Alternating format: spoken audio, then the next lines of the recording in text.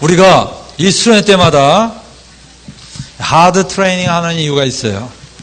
하드 트레이닝이 무슨 뜻이에요? 예? 아주 힘든 운동을 여러분들 하는 이유가 뭐냐? 잠도 잘 안 자고, 이거 쉬는 시간도 없고, 여러분들이, 거의 중독 상태예요, 중독. 내가 여러분들 가만히 옆에서 보면요. 세상에 거의 중독이 돼 있어. 이 중독을 3박 4일 동안의 중독을 벗어버리기 위해서 하드 트레이닝 한 거예요. 차라리 내일은 쉬는 시간이 있어요. 이 첫날하고 둘째 날 계속 몰아쳐서 어떤 학생은 그런 걸 느낄 거야. 자기 몸에서 뭐가 빠져나가는 걸 느낄 거야. 알겠어? 자기 몸에서 뭔가 빠져나가서 오랫동안 찌들어 있던 악한 영이 이젠 더 이상 얘하고 못 살겠다. 그래서 빠져나갑니다. 그걸 집에 돌아가는 애도 있어요. 그 집에 돌아가는 애들은 그 악한 영이 너 빨리 안 가면 죽여버릴 거야. 그냥 계속 막 가라 그래갖고서 나중엔 항복해갖고 쫓아간다고 그냥. 근데 여러분이 지금 세상에 너무나 찌들고 오직 세상적인 가치관과 세상적인 걸로 꽉 차 있다가 이 수련회 와서 지금 충격, 문화적 충격, 정신적 충격 이런 걸 받고 있어요. 근데 여러분들 내일쯤 되면 내가 뭐라고 얘기 안 해도 찬양할 때 막 춤추는 애들이 생길 거야. 할렐루야. 춤추라고 얘기할 필요도 없어요. 그냥 알아서 그냥 예수 이름 온 땅에 하면서 그냥 벙벙 뛰는 애가 생길 겁니다. 여러분들 다 그렇게 벙벙 뛰게 될 줄 믿습니다. 우리 오늘 두 번째 그레이스 코스 두 번째 말씀은 뭐냐? 두 번째 말씀은 제목을 쓰세요, 빨리. 어떻게 의롭다함을 얻을 것인가? 제목을 쓰세요. 어떻게 의롭다함을 얻을 것인가? 이 말씀으로 우리가 이 제목으로 말씀을 나누겠습니다. 자, 우리 기도하겠습니다. 하나님 아버지 감사합니다. 오늘 이 학생들 피곤하고 허리도 아프고 여러 가지 조건이 안 좋지만 그러나 주님, 이들 중에 하나님의 백성들이 있습니다. 이 하나님의 백성들은 주님의 음성을 듣고 정말 주님의 음성을 마음으로 받아서 심령이 변화되고 그들이 이 세계를 바꿀 줄 압니다. 하나님 아버지, 정말 이들의 마음을 감화감동시키시고 깨워주셔서 하나님의 말씀을 간절한 마음으로 받게 하여 주시옵소서. 예수님의 이름으로 기도합니다. 아멘.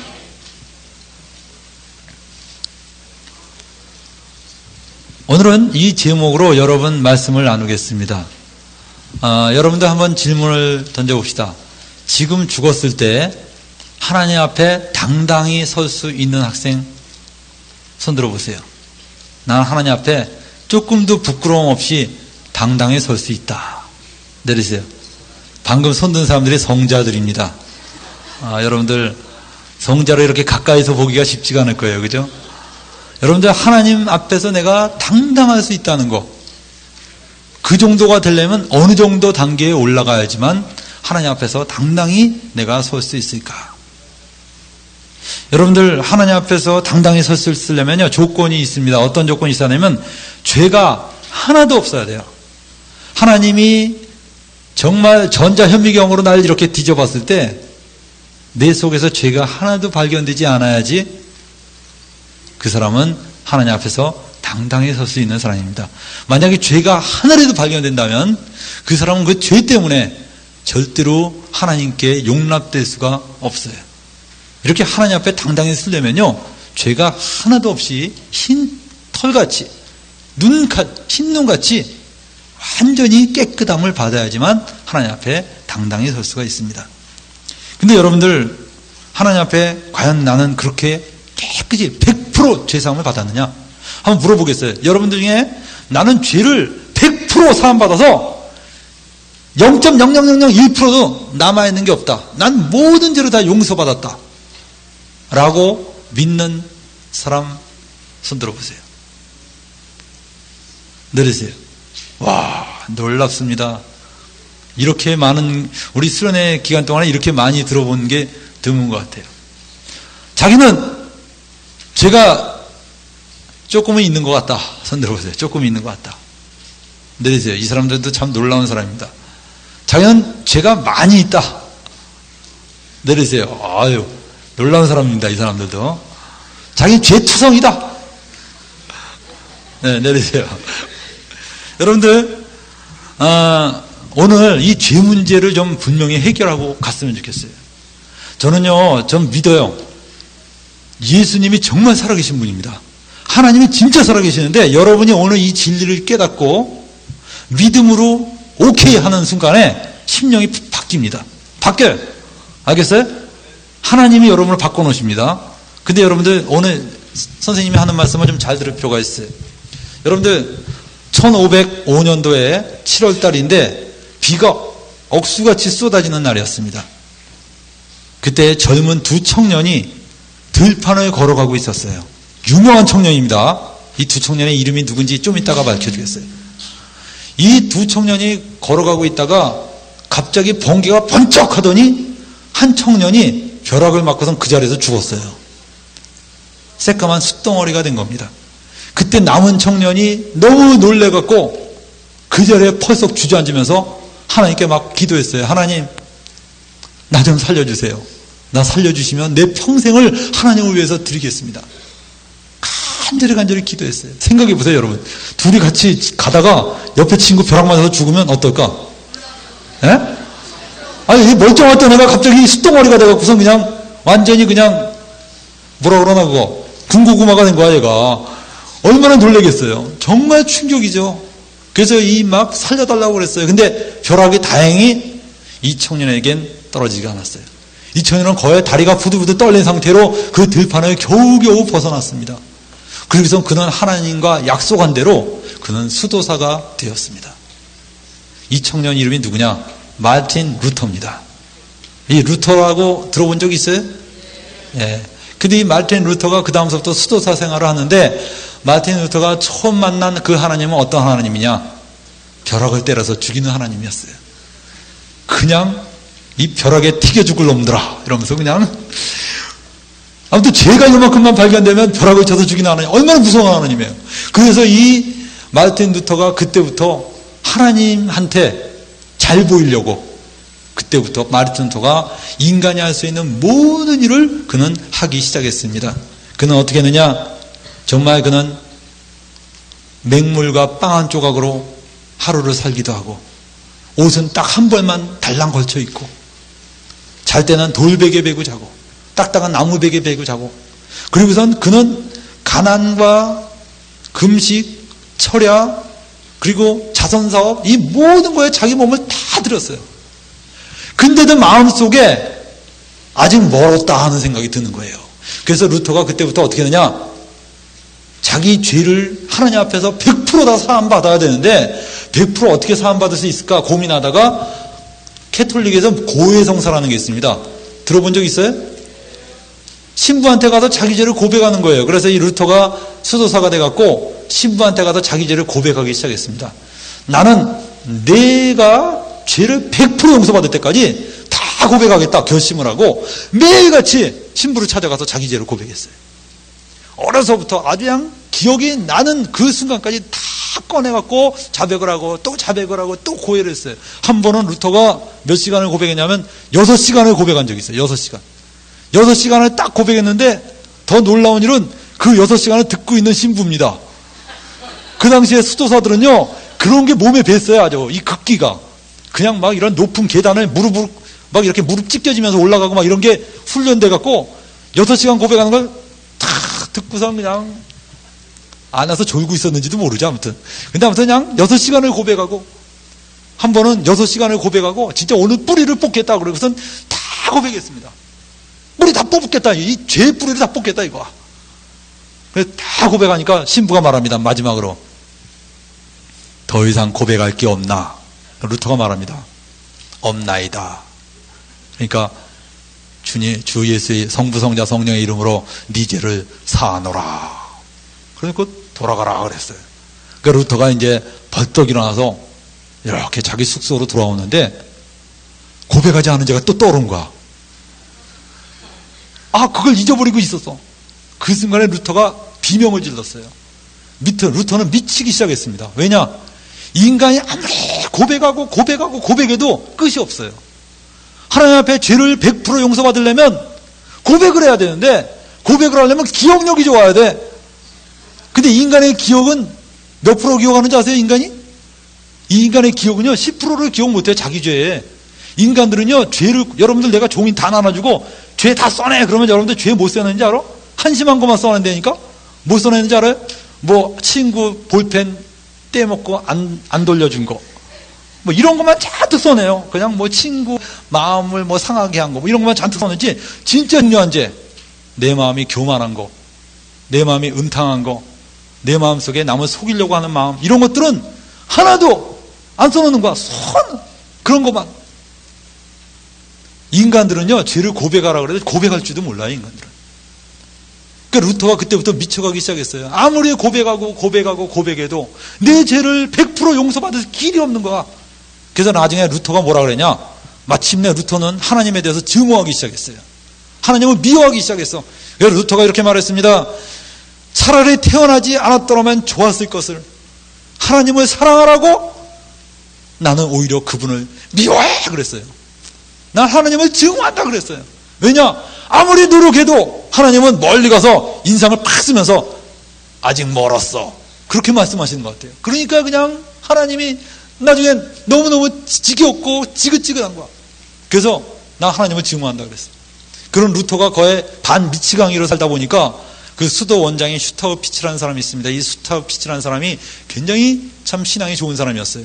그 사람이 루터를 어떻게 보면 살려볼까 생각해서 루터한테 성경을 새로 들어온 초년생들에게 가르치라 그랬어요. 그래서 루터가 깜짝 놀랐습니다. 아니 원장님, 나도 지금 내 몸 하나 감수하기 힘든데 제가 어떻게 성경을 가르칩니까? 그러니까 아니야, 성경 가르쳐. 그러니까 할 수 없이 루터가 성경을 가르치기 위해서 처음으로 수도사 된 지 처음으로 성경을 딱 폈어요. 너무 웃기죠? 그동안 성경 안 읽었어, 루터가. 뭐만 읽었냐? 그 당시 수도사들이 가장 많이 읽었던 게 토마스 아퀴나스의 신학 대전입니다. 이렇게 두꺼운 책이 있는데 그것만 맨날 연구했지 성경은 안 읽은 거예요. 근데 루터가 성경을 가르치기 위해서 할 수 없이 로마서하고 시편을 읽기 시작합니다. 근데 로마서를 딱 펴서 읽으니까 로마서의 주제가 뭐냐? 어떻게 의롭다함을 얻을 것인가? 그게 주제예요. 어떻게 의롭다함을 얻을 것인가? 그러니까 루터가 흥미가 당길까 안 당길까? 당기죠. 야, 이거 내가 고민했던 문제 아니야? 하면서 막 읽었어요, 로마서를. 로마서 읽었더니 로마서의 결론이 뭐냐? 인간은 아무리 노력해도 의롭다함을 얻을 수 없다. 이렇게 딱 나오고. 야, 그러면 어떻게 의롭다함을 얻느냐? 로마서의 결론은 간단합니다. 그래서 우리에게는 구주가 필요하고 예수를 믿음으로 완벽하게 의롭다함을 얻을 수 있다는 게 로마서의 주제예요. 루터가 이게 믿어지겠어요? 루터는 이거 믿을 수가 없었어요. 왜냐하면 그 당시에 토마스 아퀴나스의 이론은 이런 이론입니다. 여러분들이 중학생들한테 조금 어려울지 모르지만 토마스 아퀴나스의 이 캐톨릭의 이론은 이거예요. 우리가 예수를 믿음으로 이렇게 되는 게 아니라 예수를 믿으면 예수님이 나에게 힘을 주셔갖고 그 힘으로 내가 열심히 살아서 의롭게 되는 거다. 그렇게 말했어요. 근데 그게 그럴싸하죠? 그럴싸하지 않아. 이게 캐톨릭 교리예요. 그래서 그 캐톨릭 교리를 가지고는 어떤 사람도 나는 죄를 100% 용서받았다라고 말할 수가 없어요. 왜냐? 하나님이 힘만 주신 거야, 힘만. 힘만 주신 거지, 다시 말하면 하나님이 힘만 주셨지 진짜 내 죄를 용서해 준 게 아니야. 내가 그 다음부터 노력해야 돼. 그래서 캐톨릭 교리는 반은 믿음, 반은 행위예요. 그러니까 그 교리 속에서는 루터가 절대로 마음의 확신을 얻을 수가 없었어요. 루터는 로마서를 읽다가 야, 내가 지금까지 생각해왔던 기독교가 아니야. 성경에서 말하는 기독교는 내가 지금까지 믿었던 기독교가 아니에요. 그런 당황했어요. 성경을 받아들일 것인가? 내가 지금까지 생각해왔던 이걸 그대로 유지할 것인가? 갈등을 느꼈어요. 막 고민했어요. 괴로워했어요. 그러면서 나만 이렇게 생각하나? 혹시 내가 성경 착각한 게 아닌가? 그래갖고선 루터가 어거스틴의 책을 막 뒤졌습니다. 어거스틴의 책을 뒤져서 어거스틴의 책을 연구했더니 어거스틴도 똑같이 말하는 거예요. 성경에 있는 말하고 똑같이 말하는 겁니다. 사람은 오직 믿음으로, 은혜로 구원받을 수 있다. 루터는 점점 마음이 흥분하기 시작했습니다. 그래서 루터가 어느 날 성경을 열심히 연구하다가 어느 날 갑자기 그는 진리가 확 깨달아졌어요. 아, 이거구나! 아, 이거구나! 여러분들, 이게 놀라운 일입니다. 하나님의 말씀은요, 진리가 깨달아지는 순간에 바뀌어요. 소설이 뭐 깨달아지는 거하고는 차원이 달라요. 시가 깨달아지는 거하고는 차원이 다릅니다. 저도 옛날에 굉장히 회의에 빠진 적이 있었는데 하나님 말씀이 딱 한 구절 깨달아지니까 그냥 해방되더라고. 이 하나님 말씀이 이게 무서운 파워입니다. 하나님은 얼굴을 본 사람은 없지만 하나님의 말씀은 들은 사람들이 있어요. 하나님은 얼굴로, 눈으로 보는 게 아니라 말씀으로 듣는 겁니다. 근데 여러분들, 이 하나님 말씀이 그 사람에게 임하는 순간에 그 심령이 마치 그냥 야구방망이로 맞은 것처럼 부서지기 시작합니다.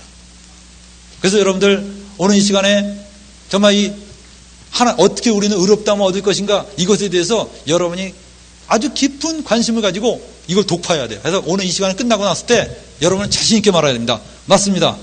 난 100% 죄사함 받았습니다. 이게 공식이 아니라 진짜 내 양심에서부터 흘러나와야 됩니다. 그럴 때 여러분은 그레이스 코스 2번째를 마치게 된 거예요. 아시겠습니까? 그러면 여러분들, 우리 하나씩 우리 짚어가면서 공부를 해봅시다. 자, 여러분들, 의롭다함이라는 의미를 한번 잠깐 보겠어요. 의롭다함의 의미. 그거 좀 보여주세요. 의롭다함의 의미. 의롭다함의 의미. 의롭다함의 의미라는 걸 한번 읽어봅시다. 자, 너는 의롭다라는 말 뜻은 무슨 뜻이라고요? 하나님 앞에서 죄가 없다고 인정받는 겁니다. 다시 한번, 의롭다라는 게 무슨 뜻이라고요? 이거 기억해야 돼요. 하나님 앞에서 죄가 없다고 인정받는 겁니다. 이게 의롭다함의 문자적인 의미입니다. 헬라어에 보면 디카이오라 그러는데 이것이 바로 하나님 앞에 의롭다 인정받는 언어예요. 근데 의롭다라는 말 뜻은 무죄선언, 정죄의 개념과 반대인 개념입니다. 무죄선언이, 무죄다, 너는 무죄다 이 뜻이에요. 무죄의 반대말은 뭐죠? 정죄입니다. 유죄를 선언하는 게 정죄입니다. 누구든지 그리스도 예수 안에 있으면 정죄함이 없다 그랬어요. 그 노래 알아요? 몰라요? 예수 안에 있는 나에겐 정죄함 없네. 정죄가 뭐예요? 유죄 판결이 없다는 거예요. 너는 그건 죄야 라는 그게 없다는 거예요. 그 다음에 이 의롭다함의 의미는 또 하나의 의미가 있는데, 그건 뭐냐 하면 단순히 죄가 없다 차원이 아니라 그 이상이에요. 이제는 하나님의 모든 계명을 다 지켰다 라고 간주해 준다는 거예요. 너는 하나님의 계명을 다 지켰다는 거야. 단순히 죄만 안 지은 게 아니라 하나님의 계명 중에는 여러분들 죄만 안 짓는 정도가 아니라 적극적인 것도 있잖아. 그것까지 다 지켰다는 거야. 그래서 여러분들, 의롭다라는 말뜻은 굉장히 중요한 말뜻입니다. 여러분들, 이 두 가지 단어에 비춰봤을 때 자기가 정말 의롭다함을 얻은 것 같다라고 느껴지는 애 손 들어보세요. 자기는 이 두 개를 딱 비춰보니까 하나님 앞에 죄가 없다고 인정받았다. 이 의정이 아니야. 저 잘못 나온 거예요. 인정입니다. 인정. 그 다음에 하나님의 계명을 다 지킨 것으로 나는 하나님의 계명을 다 지켰다 라고 하나님 앞에 인정받았다 라는 게 정말 믿어지는 사람들은 이 의롭다라는 인정을 받은 겁니다. 근데 나도 신앙생활 수십 년 해봤지만 솔직히 이게 안 믿어졌어요. 왜냐하면 나는 항상 죄를 범하고 살거든. 나는 그냥 수시로 그냥 사는 게 죄야. 그냥 까딱 생각 잘못하면 벌써 남을 막 미워하고 있고, 아유 저걸 그냥 이러고, 아 이러면 안 되지, 또 이러다가 내 마음속이 온통 죄투성인데 누가 나한테 물어봅니다. 당신 죄 사함 받았습니까? 이러면 당황하는 거예요. 왜냐? 내 마음이 온통 죄투성인데 그래도 배운 거 있어갖고 네 100% 죄 사함 받았습니다. 그래도 한쪽에서는 찜찜한 거예요. 야, 내가 이렇게 죄가 많은데 배운 대로 답은 했지만 내 속은 항상 찜찜한 거예요. 그러다가 내가 진짜 복음을 깨닫고 나니까요, 찜찜한 게 아니라 이해가 되더라고. 이게 무슨 뜻인지. 이게 무슨 뜻인지를 이해해야 돼요. 아시겠어요? 여러분들, 우리는 하나님 앞에서 의롭다함을 받아야 되는데, 의롭다라는 말 뜻은 하나님 앞에서 죄가 없다고 인정받는 겁니다. 그리고 하나님의 계명을 다 지킨 것으로 간주되는 겁니다. 그래서 여러분들, 사람이 의롭다함을 얻으면 어떤 일이 생기느냐? 의롭다함의 결과를 잠깐 보겠어요. 의롭다함의 결과를 잠깐 보면, 의롭다함을 얻은 사람은 어떨까를 생각해 봅시다. 첫 번째, 어떻게 돼요? 왜 인정은 전부 다 의정으로 나왔냐? 하나님 앞에서 죄가 없다고 인정받는 건데 그것은 어떤 결과를 받냐. 첫 번째 결과. 저거 좀 잘못 나온 겁니다. 첫 번째 결과는 하나님과 화목한 겁니다. 하나님과 화목하게 돼요. 하나님 볼 때 하나님 그러면서 아주 굉장히 기쁜 마음으로 부를 수 있어요. 경찰을 보면 도망가고 싶은 사람은 왜 그럴까요? 에? 걸릴까봐 그러죠? 걸릴까봐 그래요. 여기 음주 측정을 하고 있어요. 술 안 먹은 사람은 어때요? 떳떳하게 갑니다. 불어보세요 하면 훅 불어요. 근데 술 먹은 사람도 어떤지 아세요? 음주 측정하면요 얼마나 당황하는지 몰라. 막 어쩌다가 불어보세요 그러면 불내니까 들어마셔. 아니 불내니까요 폼만 잡아요. 폼만. 너무 무서운 거야. 왜 그러냐? 죄가 있기 때문에 그래요. 여러분들 정말 하나님 앞에 의롭다움을 받으면요 어떤 일이 생기냐면 하나님 앞에서 완전한 화목을 느끼게 됩니다. 하나님이 친밀하게 느껴져요. 하나님이 멀리 계신 그분이 아니라 굉장히 가까이 있는 분으로 느껴지는 거예요. 그 다음에 여러분들 의롭다움을 받으면 어떻게 되냐? 복받을 존재가 되는 겁니다. 여러분들 새해 복 많이 받으세요. 이런 인사 많이 받죠? 근데 복은 어떤 사람에게 임하는지 아세요? 복은 어떤 사람에게 임해요? 의로운 사람에게 임해요. 악인에게는 절대 복이 안 임해요. 신명기 28장에 보면 재미있는 구절이 있는데 악인은 어떻게 되냐? 악인은 어떤 사람이 악인이냐면 계명을 하나라도 어긴 사람이 악인인데 악인에게는 어떻게 되냐면 들어가도 저주를 받고 나가도 저주를 받고 떡반죽 끓여도 저주가 있고 문지방에도 저주가 있고 집에 키우는 우양새끼에도 다 저주가 있다는 거야. 근데 여러분들 의인은 어떠냐? 의인은 문지방에도 축복이 있고 문지방에도 복이 있고 떡반죽 끓여도 복이 있고 소쿠리에도 복이 있고 그냥 자기 집에 있는 모든 짐승까지도 다 복을 받는다는 거예요. 누구한테? 의인에게. 그래서 의인은요 복을 받은 사람들입니다. 복 받을 존재예요. 그래서 여러분들 의인들한테는요 새해 복 많이 받으세요 이런 말 하면 안 돼요. 왜냐? 의인들은 이미 하나님이 모든 복을 다 주신 거야. 그래서 의인들한테 뭐라고 말했느냐? 새해 복 많이 누리십시오. 왜냐? 이미 하나님이 우리에게 모든 복을 주신 거야. 그래서 예수 믿는 사람은요 복 받기 위해서 뭘 하는 게 아닙니다. 그건 율법주의입니다. 여러분들 예수 믿는 사람은요 복 받기 위해서 뭐 사업 잘 되기 위해서 뭐 전도하고 이러는 거 아니에요. 예수 믿는 사람은 이미 의인이 되어서 모든 복을 다 받은 사람입니다. 그래서 예수 믿는 사람은요 필요하면 그냥 기도하면 되는 거예요. 기도하면. 예를 들면 내가 사업이 안 된다 그러면 주님 지금 사업을 했는데 좀 잘 돼야 될 것 같은데 하나님 도와주십시오. 이렇게 하는 거지. 사업이 안 된다. 전도 열심히 해서 하나님께 한번 뭔가 예쁜 짓 해갖고 뭔가 얻어내려고 하는 거. 이건 전부 다 율법주의입니다. 예수 믿은 사람은요 우리 믿음으로 이미 하나님의 자녀가 된 사람들이에요. 우리 믿음으로 구하는 거예요. 할렐루야.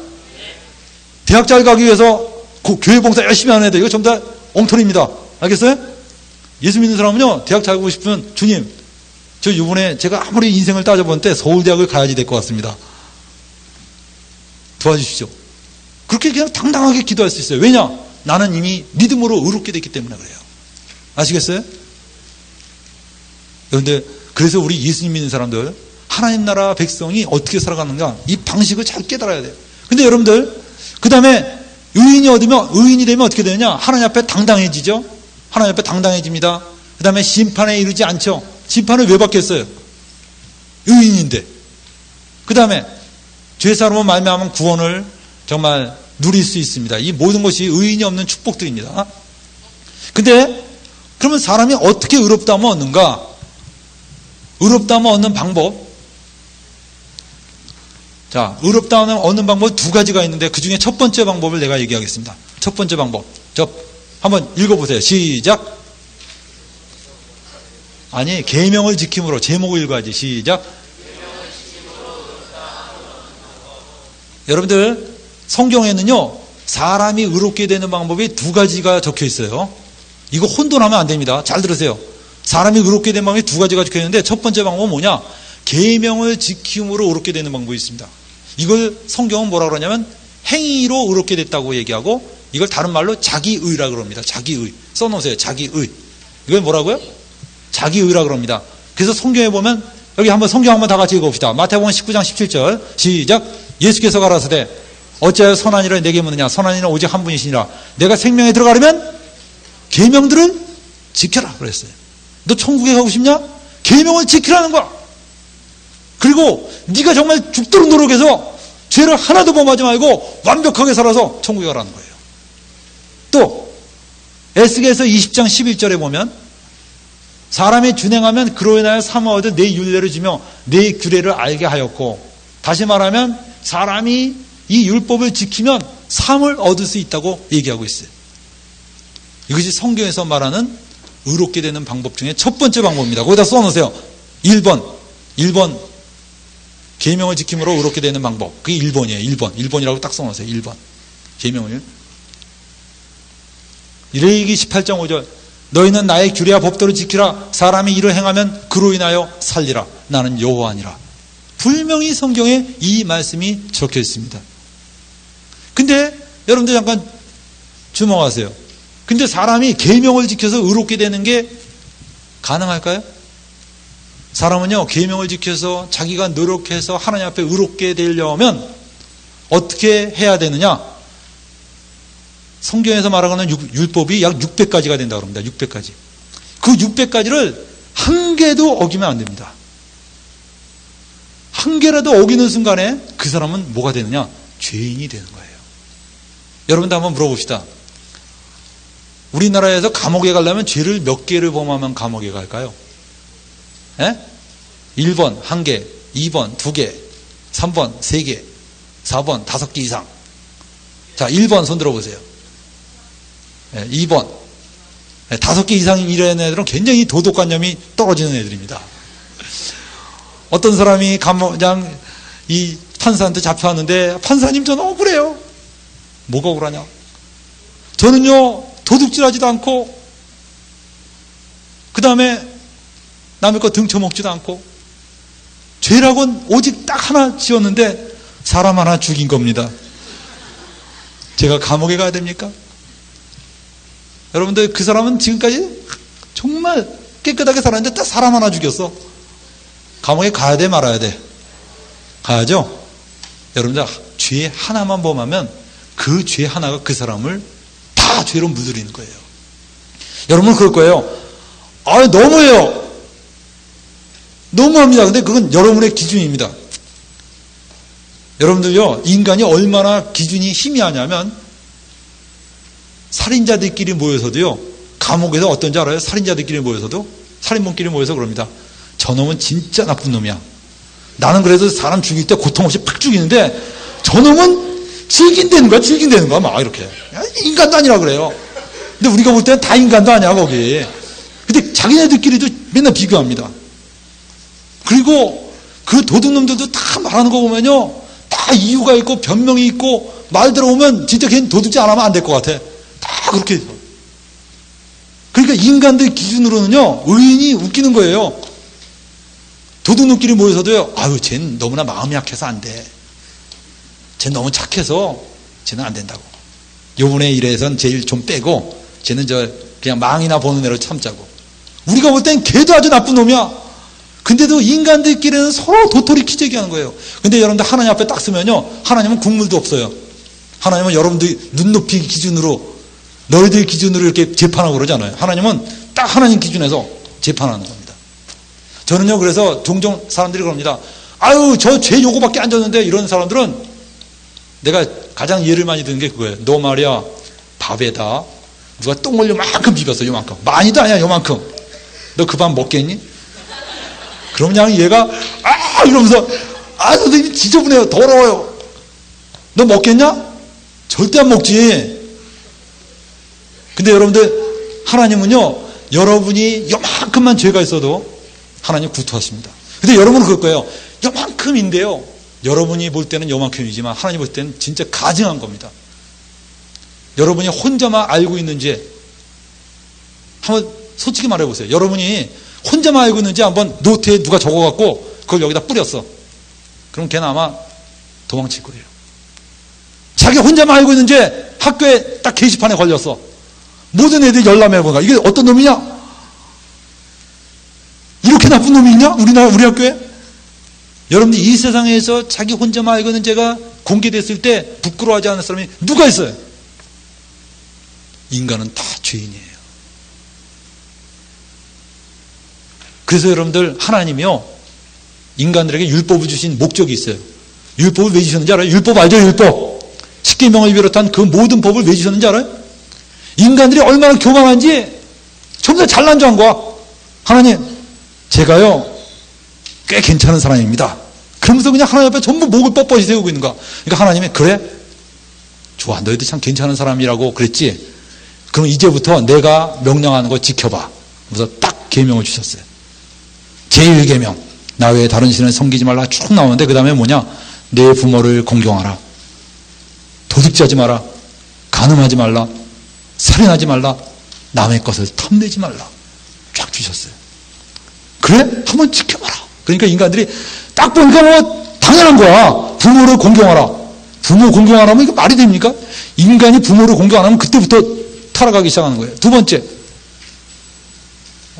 뭐예요? 내 부모를 공경하라. 그 다음에 살인하지 말라. 살인하면 안 되지. 당연한 거 아니에요. 세 번째, 간음하지 말라.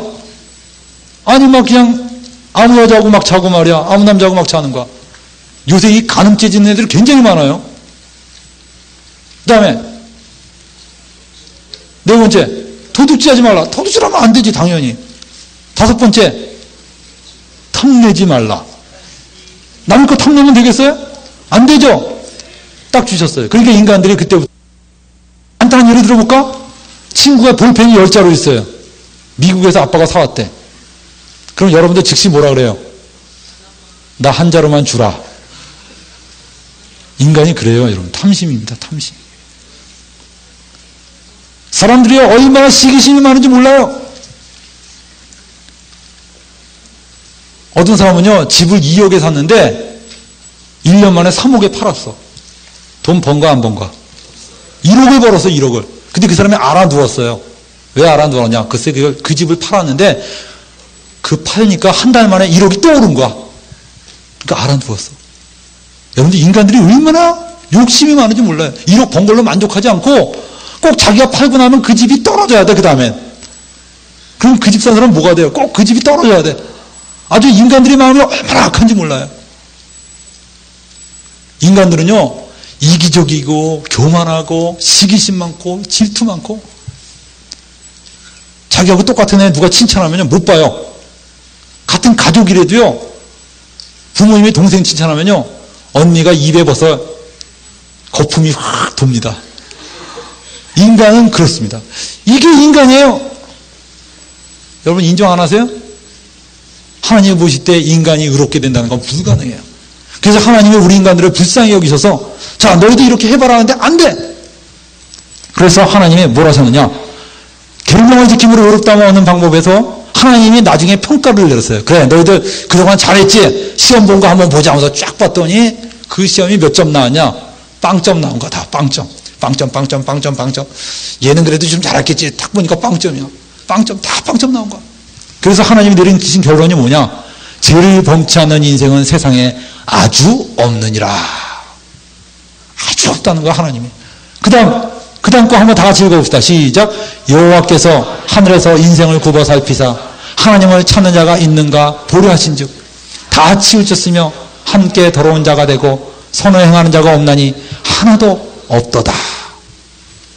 여러분은요, 난 학교에서 모범생이에요 라고 그러지만 하나님은요, 오히려 문제아들 있죠, 문제아들. 문제아들이 세상 사람들이 봤을 때 문제아지 하나님 보실 때는요, 그 문제아들 마음 다 알고 계셔요. 오히려 모범생이 더 위험할 수 있어요. 모범생들은요, 얼마나 교만한지 몰라요. 내가 모범생들 얘기 한번 들어봤는데 아주 웃기더라고. 굉장히 학교에서 얘는 최고의 모범생으로 인정받는 애야. 근데 걔가 한번 말하는 거 전해 들은 적이 있어요. 아주 교만한 말을 하더라고. 어떤 여학생들이 자기가 맘만 먹으면 얼른 자기하고 친구하자고 할 거래. 걔가 마음속에 은근히 교만한 마음이 있는 거야. 자기는 맘만 먹으면 어떤 여학생하고도 친해질 수 있다는 거야. 그리고 그 모범생이라고 하는 애들이 다 보면 칭찬하니까 그 칭찬하는 그 기쁨에 그렇게 사는 거예요. 본성은 똑같아. 본성이 똑같다는 걸 언제 아느냐? 수학여행 가서 한번 풀어놔봐. 갑자기 그 모범생이 갑자기 자기의 드디어 본성을 드러내기 시작하는 겁니다. 인간들이요, 다 똑같아요. 하나님 보실 때는. 그러니까 하나님이 내리신 결론이 뭐냐? 하나도 없다 그랬어요. 여기에 동의하세요, 여러분들? 여기에 동의하는 사람은 이제 길이 없습니다. 우리의 의는 다 더러운 옷 같다 그랬어요. 인간들이요, 잘난 체 하는 것도, 인간들이, 여러분들 자기는 그래도 선하니라 한 번이라도 한 적이 있다 하는 사람 손 들어보세요. 난 그래도 착하냐 한 번이라도 한 적이 있다. 네, 내리세요. 근데요, 하나님은요, 인간들이 선한 일을 한 것도 다 걸레 같다는 거예요. 걸레 같다. 인간들은요, 거지한테, 내가 지나가다 거지한테 10,000원을 주죠. 10,000원. 그러면 어떤 기분이 들어요? 예? 이 세상에 나 같은 사람이 있으면 나와보라 그래. 거지한테 10,000원 주는 사람이 있으면 나와보라 그래. 마음속에 얼마나 우쭐대는 마음이 있는지 몰라. 그러니까 인간은요, 10,000원어치 도와주고 100,000원어치 죄를 범하면 되니까. 누구 착한 일 한 번 하고 나면 어떤지 알아요? 그 다음에 그냥 착한 일 안 한 사람은 인간도 아니야. 그건 인간들은 얼마나 자기 중심적인지 몰라요. 그 다음에 여러분들, 내가 보니까 인간들, 어떤 사람들 보면 자기 기준으로 인간들을 판단해요. 제가 알고 있는 어떤 선생님은 인간을 뭘로 판단하냐? 예절 바른 걸로 인간이 선하냐 악한 걸로 판단하더라고. 그 선생은 휴지 버리는 인간은 사형시킬 존재야. 걔는 사형이야. 이 세상에 존재하면 안 되는 사람이야. 그 사람이 하나님이면 너 휴지 버렸냐 안 버렸냐, 이걸로 지옥이냐 천국이냐 갈라질 거야. 길거리 가다가 뭐 차에서 담배꽁초씩 던지죠? 저건 교통사고 나서 죽어야 돼, 저놈은. 이 선생은 그 기준에 의해서 자기가 인생을 사니까 자기는 굉장히 선한 사람이에요. 왜냐? 자기는 평생 휴지 한 번 버린 적이 없거든. 자기는 의인이야, 의인. 근데 여러분들 진짜 이게 얼마나 어리석은 일입니까? 자기 기준으로 자기를 판단한다는 게 얼마나 어리석어요. 하나님은 여러분이 죽고 나면요, 자기 기준 다 필요 없어요. 하나님이 휴지 참 잘 안 버렸구나, 그러실 것 같아요? 하나님의 기준으로 판단하실 때, 하나님의 불꽃 같은 눈으로 여러분을 판단하실 때, 이건 전혀 다른 차원이에요. 그때 사람들이, 여러분들 하나님 앞에 섰을 때 성경에 이런 말이 나옵니다. 사람들이 너무 떨리니까 이런 말을 한다고 그랬어요. 하나님이 재림하실 때 이 지상에 있는 사람들이 이렇게 말한답니다. 산아, 나를 덮어다오. 바위야, 나를 덮어다오. 그래서 나로 하여금 저 하나님을 보지 않게 해달라. 왜냐? 너무나 두렵고 무섭고 자기 죄가 너무나 많기 때문에. 산이 자기를 덮어달라고 오히려 강구하고 있어요. 산이 덮으면 자기가 짜부러지잖아. 그래도 그렇게 해달라는 거야. 그것이 인간입니다. 여러분, 인간은 다 죄인이에요. 근데 여러분들 조심해야 될 게 이겁니다. 그러다 보니까 제가 이 메시지 전하면 이렇게 말합니다. 그래, 다 죄인이야. 너도 죄인, 나도 죄인. 뭐 다 죄인이야, 우리. 그리고 또다시 고개가 쫙 들어와. 좀 아까까지 말해도 좀 고개가 이렇게 숙여져 있는 것 같던 님이 너도 죄인, 너도 죄인, 너도 죄인, 나도 죄인. 우리 다 죄인이네. 그러면서 아주 그냥 허리를 펴고 우린 다 죄인입니다. 그러나 그렇게 크게 나쁜 죄인은 아닙니다. 또 이 짓을 또 하기 시작해요. 그러니까 인간들은 어쩔 수가 없는 죄인이라니까? 근데 이게 은혜를 받으니까 어떡하냐. 나도 제가 중학교 1학년 때 구원받았어요. 여러분들 이 중학교 1학년 여기 내가 이 중학교 1학년 때 생각하면 내가 정말 조만했을까 이런 생각이 들어. 그 중학교 1학년 때 난 구원받았는데 내가 중학교 1학년 때 예수님 처음 만났으니까 얼마나 울었는지 몰라요, 내가. 왜 울었냐? 갑자기 죄책감이 몰려오는데, 정말 어느 아주머니가 딱 기도하시는데 그 옆에 딱 앉았는데 그냥 갑자기 죄책감이 몰려오더라고. 근데 그 아주머니가 기도하는데 막 또 이상한 말로 기도하는 거야. 샬라. 그때 딱 느낀 게, 이게 바로 말로 듣던 하늘나라 말인가 보다. 그러니까 진짜 하나님이 계신가 보다. 그리고 그 아주머니가 얼마나 주님께 간절히 기도하는지 그 얼굴 보는 순간에 죄책감이 생기더라고요. 그래서 여러분들 원래 성령 충만한 사람은요, 옆에만 있어도 회개가 돼요, 막. 그래서 여러분들 그 다음서부터 내가 무릎 꿇고 나도 모르게 눈물이 막 똘랑똘랑 떨어지더니 그 다음에 막 하나님께 나를 용서해달라고 막 기도했어요. 여러분들, 하나님이 여러분을 어루만질 때 내가 정말 죄인이구나 이걸 느껴요. 내가 진짜 이기적인 사람이고 진짜 교만한 사람이고 진짜 음탕한 사람이고 진짜 더러운 존재구나. 내가 무슨 죄를 져서 죄인이 아니라 내 속이 아예 죄 덩어리구나. 이런 걸 느끼는 거예요. 이걸 느낀 사람은 은혜를 받은 겁니다. 왜냐하면 인간은요, 자기 자신을 못 봐요. 근데 그걸 보게 해주신 거야, 하나님이. 탁 보게 해주신 거야. 이걸 느끼는 순간에 그 사람은 막 울부짖어요. 왜 울부짖냐? 주님, 나 좀 살려주세요 하는 게 생깁니다. 하나님이 우리에게 그래서 복음을 주셨어요. 기쁜 소식을 주셨는데 어떤 기쁜 소식이 좋냐? 두 번째, 의롭다함을 받는 두 번째 방법. 믿음으로 의롭다함을 얻는 방법이 있습니다. 뭐라고요? 믿음으로 의롭다함을 얻는 방법. 아까 첫 번째는 뭐라 그랬어요? 계명으로 의롭다함을 얻는 방법인데 이 두 번째는 믿음으로 의롭다함을 얻는 방법이에요. 믿음으로 의롭다 하는 방법은 이걸 뭐라 그러냐면 하나님의 의라 그럽니다. 거기다 쓰세요. 하나님의 의. 아까 계명으로 의롭다함을 얻는 방법은 무슨 의라고 그랬죠? 예? 자기 의라 그랬죠. 자기가 노력해서 얻은 의입니다. 근데 여러분들 이 믿음으로 의롭다함을 얻는 것은 하나님의 의입니다. 하나님의 의. 여러분들 성경은 그래서 하나님이 우리들을 사랑하셔서 계명으로는 아무리 해도 의롭다함을 못 얻으니까 하나님이 우리에게 기쁜 소식 하나 주셨는데 좋아, 너희들 안 되지, 해도 안 되지. 그럼 내가 너희들에게 다른 길을 주겠다. 바로 뭐냐? 예수 그리스도의 믿음으로. 너희가 나만 믿어라. 나만 믿으면 내가 너희들 모든 죄를 다 용서하고 너희들을 의롭다고 선언하겠다. 이게 하나님이 우리에게 주신 복음이에요. 한번 읽어봅시다. 성경에 로마서 3장 20절 22절 말씀 다 같이 읽어볼까요? 시작. 그러므로 율법의 행위로 그 앞에 의롭다 하심을 얻을 육체가 없나니 율법으로는 죄를 깨달음이니라. 이제는 율법 외에 하나님의 한 의가 나타났으니 율법과 선지자들에게 증거를 받은 것이라. 곧 예수 그리스도로 믿음으로 말미암아 모든 믿는 자에게 미치는 하나님의 의인이 차별이 없느니라. 여기서 여러분 잘 보세요. 여기 보면 율법 외에 이런 말이 나왔어요. 뭐라고요? 그러면 이전에는 무엇으로 의롭다함을 얻었다는 거예요? 율법으로 의롭다함을 얻었다는 거죠. 근데 지금은 율법 외에 하나님의 한 의가 나타났다 그랬어요.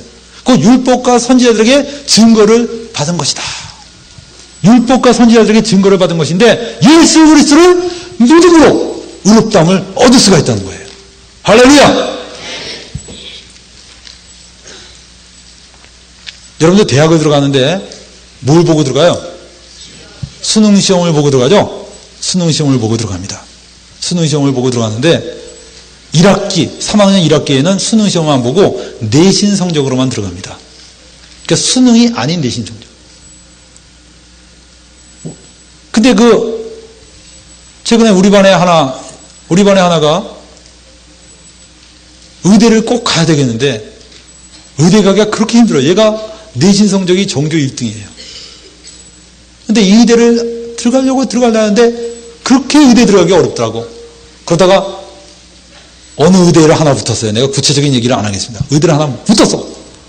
그래서 막 잔치를 벌이겠다는 걸 내가 말렸어요. 아직은 벌릴 때가 아니다. 왜냐? 2학기 때 의대를 붙으면 수능시험이 2등급 이상 나와야지만 합격이 확정돼요. 2등급이 안 나오면 취소돼, 합격이. 그런데 얘가 글쎄 평생에 2등급 이하로 나온 적이 없어요. 1등급 아니면 2등급이야. 그래도 모르니까 기다리는데 글쎄 얘가 시험을 봤는데 시험을 완전히 개판을 친 거야. 언어 영역을 완전히 엉망으로 봤어요. 그러면 얘가 2등급이 안 됐어. 의대가 취소됐어요. 근데 얘가 막 다른 의대를 뒤진 거야. 근데 인터넷에 어느 의대를 딱 뒤져보니까 수능시험을 참고 안 하고 내신만 가지고 들어간 의대가 또 있더라고. 이게 어느 의대인지 알고 싶은 사람은 개인적으로 나한테 오세요. 걔가 그걸 보고선 거기 지원했는데 거기 붙었어요. 거기는 수능시험을 안 본대. 그럼 수능시험 빵점 맞거나 말거나 무슨 상관이 있어? 상관이 있어요, 없어요? 없죠? 그래서 거기 붙어서 거기 의대 이제 다니게 됐어요. 정말 그 집에선 가슴을 쓸어대는 거예요, 가슴. 정말 얘 의대만 바라보고 3년을 공부해 왔는데 모든 게 다 물거품이 될 뻔한 거야. 근데 뭐냐? 다른 길이 있었던 거야, 다른 길. 수능을 안 보고도 들어갈 수 있는 의대가 있었다는 게 이 집에서는 얼마나 큰 소식, 깊은 소식이에요. 근데 여러분들, 의대 들어가는 게 아니라 천국 들어가는 건 의대하고는 비교가 안 돼요. 의대야 못 들어가면 공대 가면 되지 뭐. 근데 천국 못 들어가면 어디 가냐? 지옥 가는데 이건 있을 수가 없는 거야. 여러분은 지금 뭐 웃으면서 지옥 이러지만 죽어봐 한번. 얼마나 농담으로 말할 수 있는 데가 거기야. 죽으면요 농담으로 말할 수 있는 곳이 아니에요. 지옥과 천국은. 난 지옥이 가장 무서운 건 그겁니다. 희망이 없다는 거. 지옥은 딱 들어가면요 출구가 없어요. 입구만 있고. 들어가면 끝이야 그냥. 거기서 뭐 어떻게 내려가면 다시 빠져나올 수 있다 이런다면 희망을 갖고 살잖아. 근데 지옥은 그게 아니야. 딱 들어가면 그냥 끝이야. 영원히 여러분의 그 단 한 번의 실수로 영원한 지옥에 머물러 있다는 것은 너무 비참하고 비극적인 거예요. 어떤 사람은 지옥 보고 하나님이 너무 잔인하신 게 아니냐라고 말할 정도로 지옥이 무지무지하게 무서운 곳입니다. 그렇지만 여러분들 공의 하나님을 생각하면요 하나님이 이해가 돼요. 지옥이 있을 수밖에 없어요. 하나님이 여러분 사랑이 없는 게 아닙니다. 하나님이 사랑하시니까 우리에게 길을 주셨잖아. 천국에 들어가려면 어떻게 해야 되냐? 내가 노력해서 하나님 앞에서 완벽하게 돼야 되는데 그게 어려우면 하나님이 나한테 주신 또 하나의 길이 있는데 그게 뭐냐? 바로 예수 그리스도를 믿음으로 내가 의롭게 될 수 있는 방법을 주셨다는 거예요. 할렐루야! 어떻게 의롭다함을 얻는다고요? 예수 그리스도를 믿음으로 의롭다함을 얻을 수 있다는 거예요. 아멘? 자, 한번 물어봅시다. 여러분들 예수님 믿습니까? 예수님 믿습니까? 그럼 나는 100% 죄사함 받았다 하는 사람 손 들어보세요. 내리세요. 여러분은 예수님을 믿습니까? 그랬을 때 아멘 그랬어요. 그럼 예수님을 믿는 사람은 믿음으로 어떻게 됐다고 그랬어요? 의롭다함을 얻었다고 그랬죠? 의롭다함이 무슨 뜻이라고 했어 아까? 예? 죄가 없다 하면 인정받는 거예요. 하나님이 분명히 죄 있어요. 죄 있는데 없다 그러면 이건 사기지. 죄 있어 없어? 죄가 분명히 있는데 하나님이 얘가 예수를 믿는 걸 보시고 그 죄를 전부 예수님이 대신 십자가 지고 죽으신 걸로 간주하고 넌 죄가 없다고 선언하신다. 근데 하나님이 없다고 선언하면 진짜 없는 거예요. 그 다음부터. 알겠어요? 얘는 매일매일 죄를 지는데 그 죄는 이미 그리스도 예수 안에서 무효야. 무효. 절대 그 죄가 얘를 죄인으로 못 만든다는 거예요. 제가 이걸 깨닫고 나서 야 이거 굉장하다. 내가 예수를 믿으면 죄를 100% 용서받느냐? 여러분들 매일매일 죄 주님 내 죄를 용서해 주십시오. 내 죄를 용서해 주십시오. 이런 기도 많이 하죠. 여러분들 내 죄를 용서해 주십시오라고 기도해서 죄를 용서받는 거 아닙니다. 잘 들으세요. 우리는 어떻게 용서받냐면 예수를 믿음으로 용서받는 거예요. 할렐루야. 자 여러분들 예수 믿습니까? 그러면 죄사함 받았어요? 아, 내 마음 생각할 때는 죄가 난 아주 부족하지. 그건 사실이에요. 그렇지만 성경에 뭐라고 나왔어요? 예수를 믿으면 의롭다함을 얻는다고 했으니까 나는 그 예수를 믿는다 이거예요. 자, 여러분들 엘리베이터 타고 올라갔어요. 63빌딩으로 쫙 올라가는데 63빌딩 가본 사람 손 들어봐. 네, 내리세요. 63빌딩 63층까지 올라가는데 엘리베이터 딱 타고 오면 그 63빌딩은요 1층서부터 63층까지 1, 2, 3, 4, 5, 6, 7, 8 해서 63층까지 쫙 써있죠? 고개 끄덕이는 사람은 한 번도 안 가본 사람들이에요. 63빌딩 딱 가면요 1층, 2층 한 다음에 그 다음에 점점점 찍혀있어요. 아시겠어요? 그 63개 다 만들어. 점점점 찍혀있어요. 그 고속 엘리베이터 딱 타고선 오면 쫙 올라갑니다. 근데 올라가는데 내가 어떤 사람이 다 왔나 안 왔나 뭐 보고 확인해요? 그 계기판에 보면 62층인가? 아무튼 그게 반짝반짝 거려요. 맨 꼭대기 층은 아마 못 올라갈 거야. 깜짝깜짝 거리거든? 그럼 거기 그걸 보고선 오 다 왔구나 하면서 내린단 말이야. 스카이 라운지에 딱 내리는데 어떤 사람이 그 계기판을 안 믿고 자기 느낌을 믿는 거야. 이 사람은 눈을 딱 감고선 지금 3층쯤 됐겠군. 눈 떠보니까 다 왔어요. 근데도 이 사람은 no, 난 저거 안 믿어. 난 내 느낌을 믿어. 더 올라갑시다. 좀 있으면 내려갑니다. 그 사람 내릴 수 있어, 없어? 내릴 수 있어, 없어요? 절대 못 내려요. 여러분은 어떻게 의롭다함을 하느냐? 성경이 뭐라고 말하냐면 예수 그리스도를 믿음으로 의롭다함을 얻는다고 얘기하고 있어요. 근데 여러분은 느낌이 난 의롭다함을 못 얻은 것 같아. 그래서 여러분의 느낌을 믿고 있다면 여러분은 평생 행복한 삶을 못 삽니다. 여러분이 느낌을 믿지 않고 하나님의 말씀을 믿고 주님 맞습니다. 주님께서 나를 위해서 십자가 달려 죽으셨습니다. 저는 주님을 믿습니다. 여러분들 자기가 죄인이라는 걸 깊이 느낀 사람일수록 십자가가 그렇게 믿어질 수가 없어요. 왜 십자가가 자꾸 우습게 느껴지느냐? 자기가 죄인인 거 아직 못 느껴서 그래. 그러니까 뭐 예수님이 저희 위해서 죽었습니다 그러면 말로는 그러면서도 마음속으로는 피식피식 웃어요. 그거 왜 그런지 알아?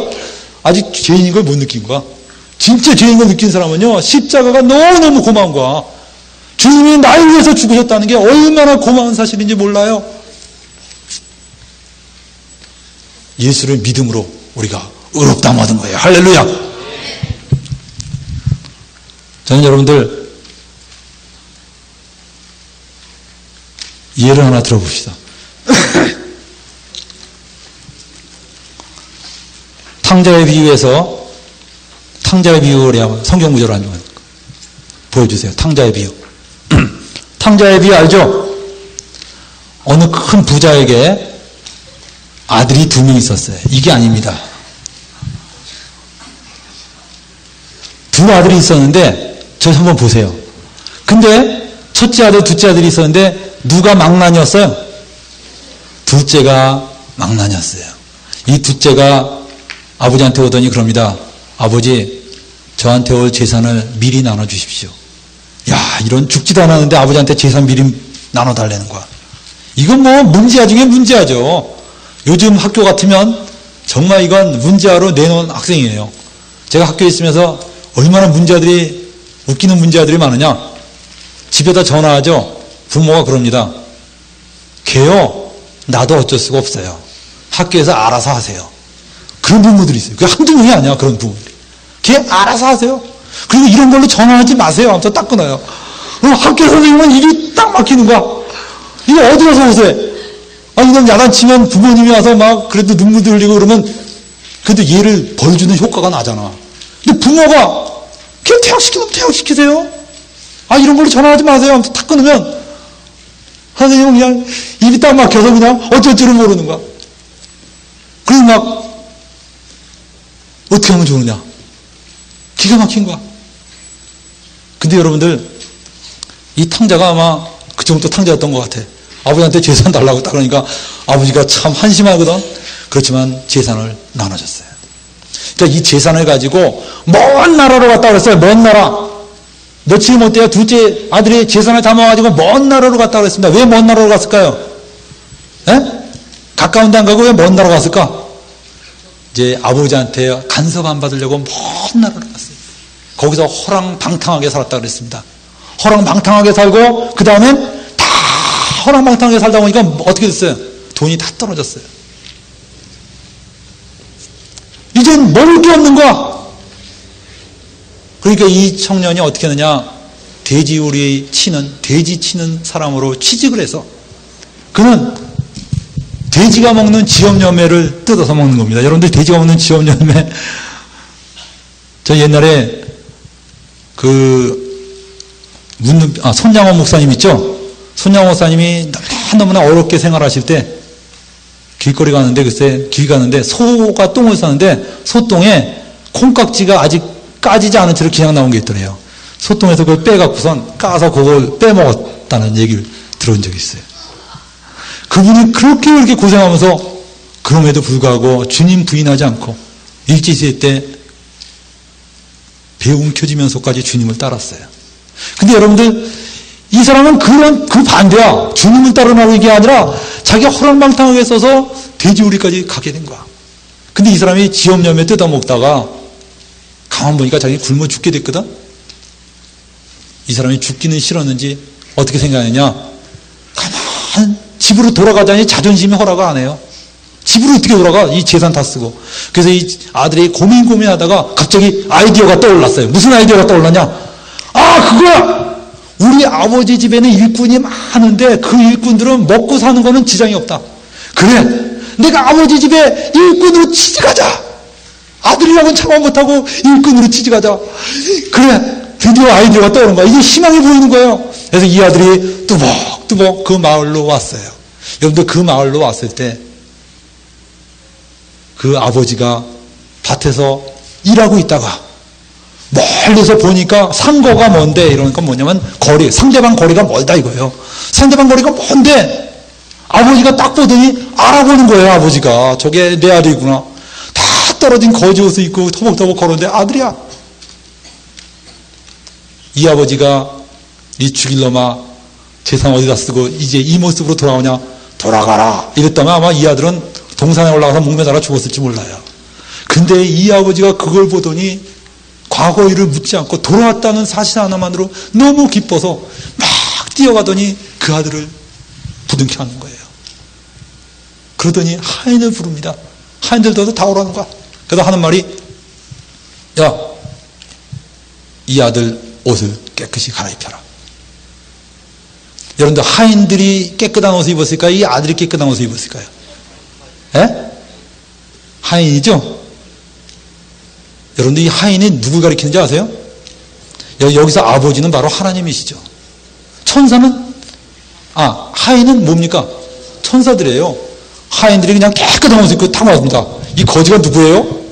그러니까 하나님이 그러십니다. 무슨 소리야 임마, 얘는 내 아들이야. 그러니까 그냥 하인이, 아이고 제가 잘 몰라뵀습니다. 옷을 벗겨라.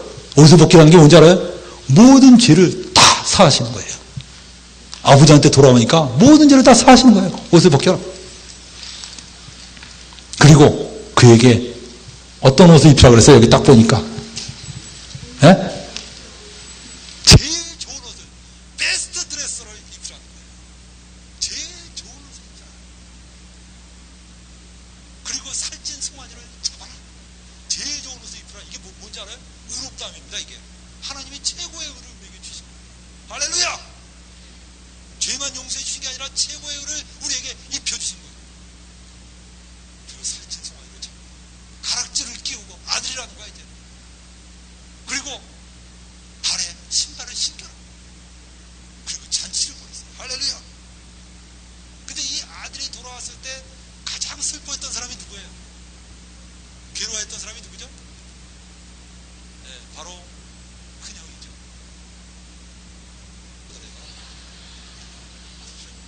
아들인데 나를 위해서 염소새끼 한 마리 잡아준 적이 없는데 어떻게 이 둘째 아들을 위해서는 살찐 송아지를 다 잡고, 나는 맨날 작업복 차려보자 하는데 얘는 어떻게 제일 좋은 옷을 입냐 이거예요.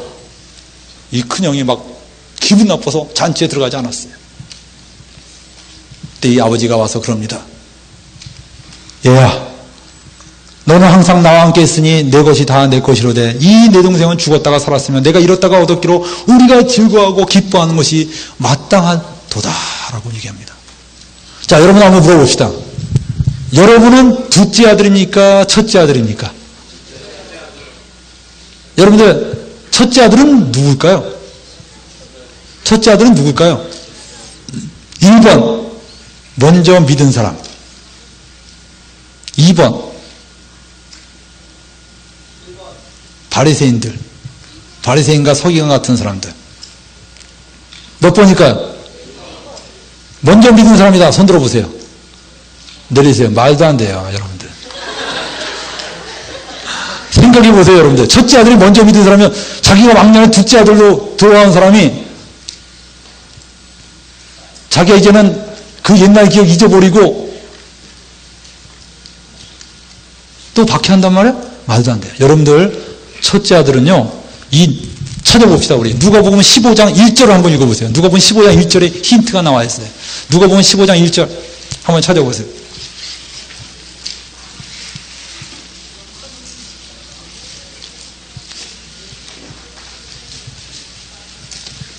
다 같이 찾아봐서 15장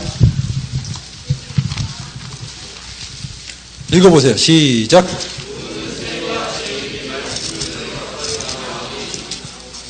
여기 보니까 모든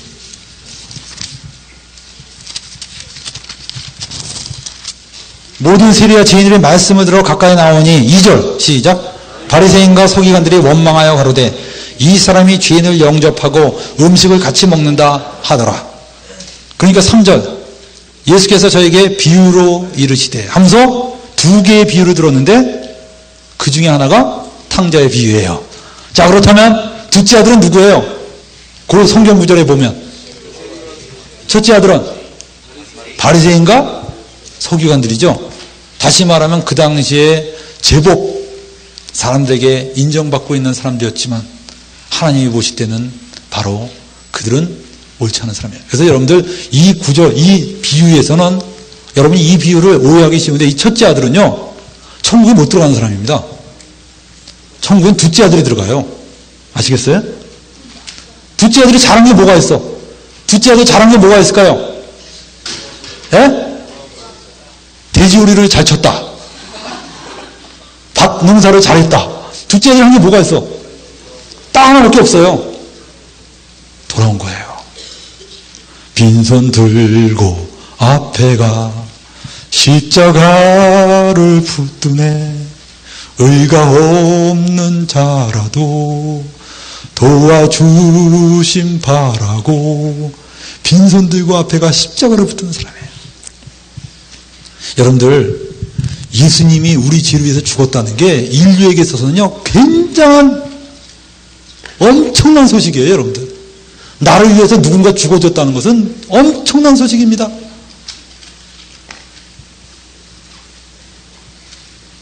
여러분들 제가 성경 구절 하나만 더 보고 성경 구절 아까 그 마태복음 22장을 잠깐 보겠어요.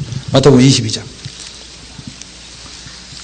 다 같이 읽어봅시다. 시작. 천국은 마치 자기 아들을 위하여 혼인잔치를 베푼 어떤 임금과 같으니 그 종들을 보내어 그 청한 사람들을 혼인잔치에 오라 하였더니 오기를 싫어하고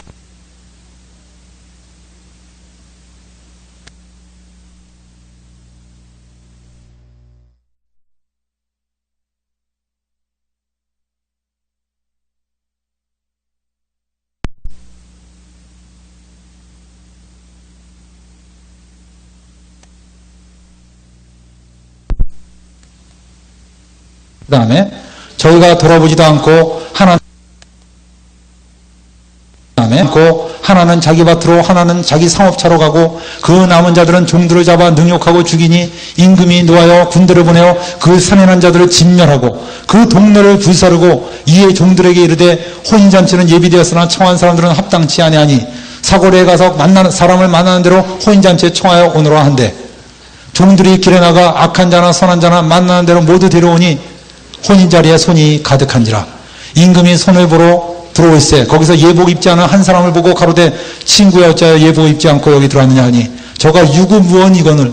그 다음에 뭐라 그랬어요? 예? 이 악한 자를 수족을 결박하여 손과 발을 결박해서 바깥 어두움에 내어 쫓으라 그랬습니다. 여러분들 이 비유가 말하는 건 뭐냐 하면 그 당시에 예수님이 유대인들을 이스라엘 사람들을 그렇게 초청했는데 이스라엘 사람들이 안 왔어요. 그러니까 어떻게 됐습니까? 하나님이 모든 이방인들한테 악한 자나 선한 자나 모두 다 이 예수를 믿으면 멸망하지 않고 영생을 얻으리라. 모든 복음이 막 사방으로 퍼졌습니다. 누구나 다 오는 거예요. 누구나 다. 아무나 오게 아무나 오게. 아무나 오라 이거예요. 다 오라는 거야.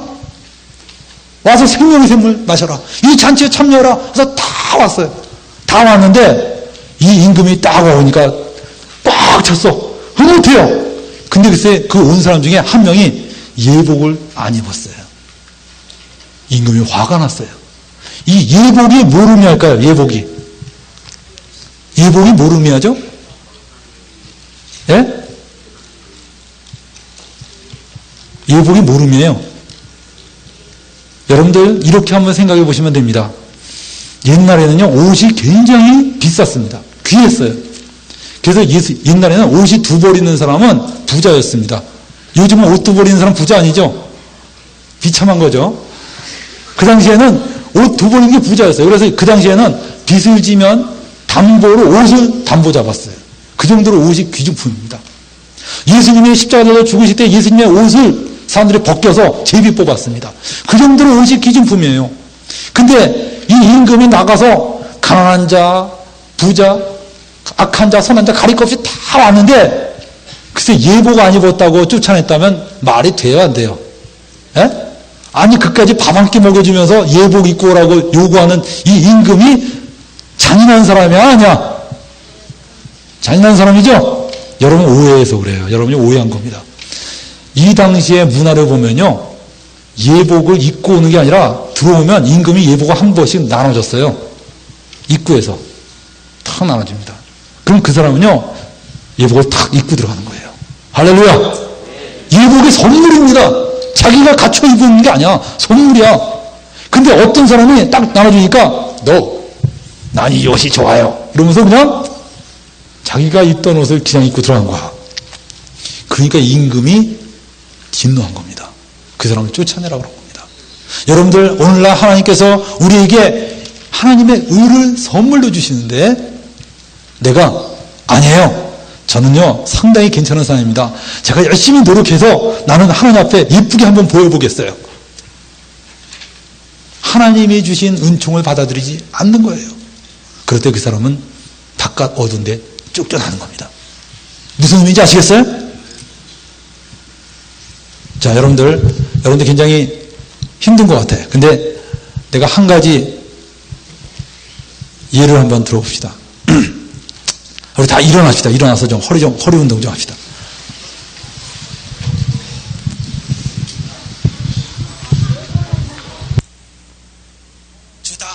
이 달려가면서 말이야 온 사방으로 막 전도하는 그 모습을 한번 상상해 보세요. 얼마나 멋있습니까? 자, 주목.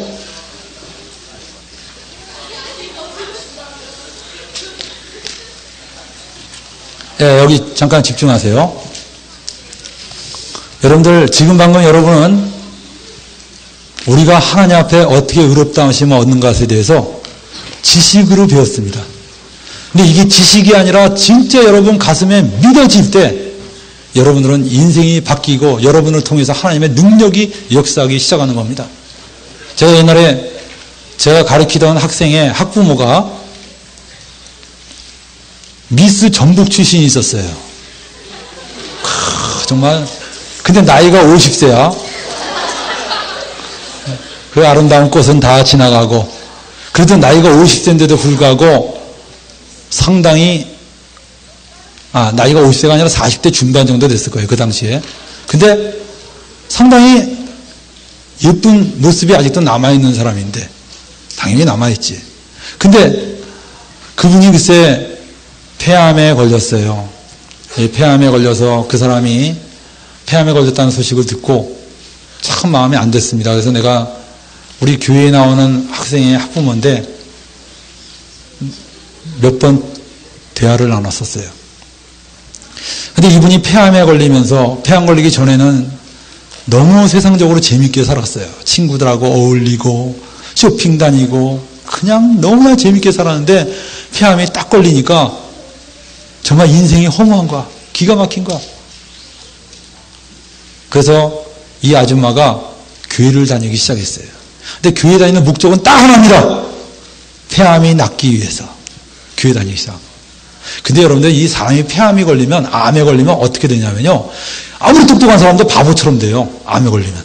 왜 바보처럼 되냐? 머리에 암이 생겨서가 아니라 암에 걸리면요. 사람이 하도 낫기를 바라니까 사기꾼들이 굉장히 많이 모입니다. 여러분들 병원 가면요. 암병동에 가면 사기꾼들이 얼마나 많은지 몰라요. 암병동에 이 환자들이 앉아있잖아요. 그 사람들 앉아있는 사람 다 암 환자지 뭐. 그런 데에 가서 사기꾼들이 딱 앉아갖고 기가 막힌 약이 있다는 거야. 기가 막힌 약. 이거 중국에서 수입한 건데 세간에 들킬까봐 정말 몰래 들어온 건데 이건 진짜 사기 어려운 약이다. 그래서 이 약을 먹고 난 사람의 수많은 정말 그 간증들 한마디로 쫙 그런 식으로 탁 얘기해요. 그래서 사람이 암에 걸리면 약해지니까요. 지푸라기도 잡는 심정으로 그런 걸 삽니다. 그게 얼마냐? 300만 원 그래요. 300만 원, 500만 원 막 이럽니다. 근데 그 약이 무슨 약이냐? 그냥 비타민 갈아서 만든 거야. 아무것도 아니에요.